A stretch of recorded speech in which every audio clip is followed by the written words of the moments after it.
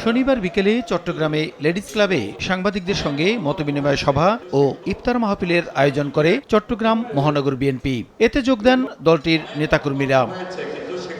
প্রধান অতিথির বক্তব্যে আমির খসরু মাহমুদ চৌধুরী বলেন, শেখ হাসিনা গণতান্ত্রিক প্রক্রিয়াকে একভাবে বাধাগ্রস্ত করেছেন, এখন অন্যভাবে বাধাগ্রস্ত করার চেষ্টা করছে আরেকটি শক্তি। স্বৈরাচার ফ্যাসিস্ট সরকার পলায়নের পরে বাংলাদেশের মানুষের ত্যাগের পরিপ্রেক্ষিতে বাংলাদেশের মানুষের মনোজগতে যে বিশাল পরিবর্তন হয়েছে সেটা রাজনীতিবিদদের অনুধাবন করতে হবে। নতুন বাংলাদেশ গড়তে চাই, তাহলে আমাদের গণতান্ত্রিক প্রক্রিয়ায় ফিরে আসতে হবে।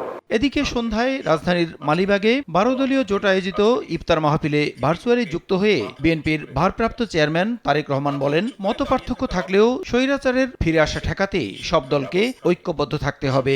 আমাদের রাজনৈতিক ভিন্ন মত আছে, আদর্শ সবার এক নয়। বাংলাদেশের মানুষ, গণতন্ত্র, এখানে কিন্তু কোনো বিভেদ নেই। আসুন যেই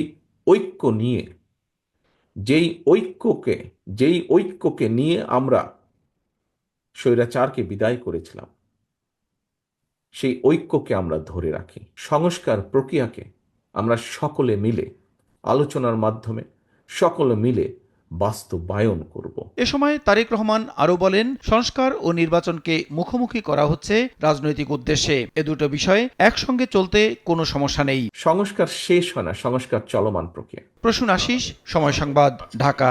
দোয়া মাহফিল, আজকের ইফতার মাহফিল।